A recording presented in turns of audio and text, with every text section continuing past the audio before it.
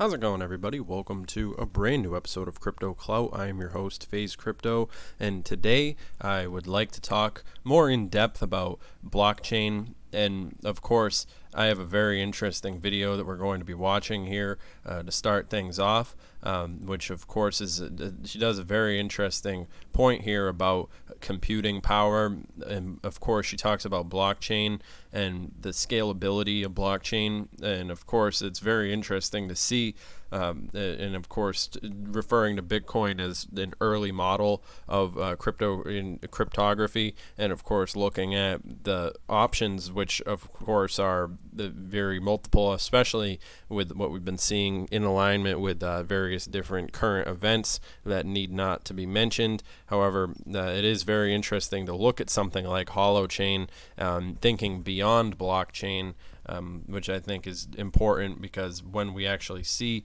cryptocurrency coming into its own, I think that it will be I mean, she mentions Ripple, which we will have to get past that. But anyways, I think it'll be a good starting point to listen to this conversation that's happening, which I think is very representative of one that's happening amongst the elite and the banks and all these other things, which are looking for a model. Bitcoin will have its place in the digital future, but we are at a point now where it is interesting to look at the different avenues of this juncture. So let's take a listen, and then I'll get back to you with the news that we have for today. It's going to be a pretty exciting video, I think.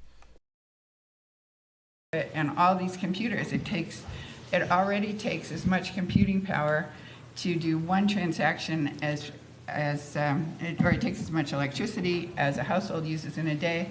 And this is for a very small portion of the money supply. But I would say that the whole cryptography idea is great, and what has come off of blockchain is great. But the first generation of this model is not going to work.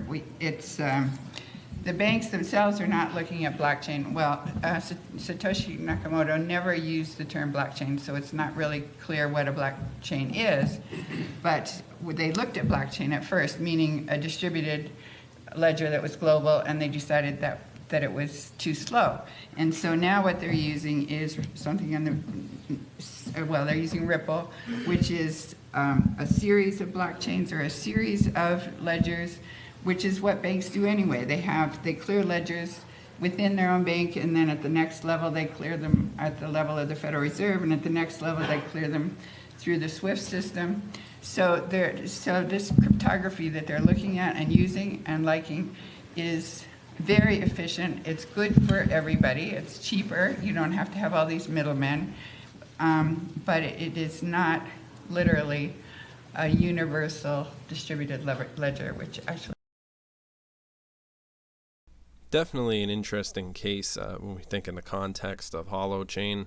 Of course, we've got stimulus checks trending. We've got the Fed printing, and a lot of different interesting things to look at. So shows of gradual decoupling from BTC. Here's what could happen. Talking about Chainlink. So over the last week, Chainlink ranked among the first 5 performers, in which Ethereum, Stellar, and Tezos had made the list of the top performers. So this is an interesting article. And Bitcoin loses again despite growing customer base. It's hard to pinpoint exactly what's going on with the price, considering so many crypto and financial experts say that people are returning to Bitcoin and purchasing new assets for the digital coin stashes right now, as the world throws money left and right to all its citizens and residents. People are beginning to turn away from fiat and looking at Bitcoin to make their financial dreams come true. Definitely interesting. A non-stop quantitative easing process will finally impact the midterm and long-term market. Bitcoin is designed for this kind of situation, so there is optimism in that regard. Holochain, using blockchain technology for the Internet of Energy, facilitating distributed energy systems.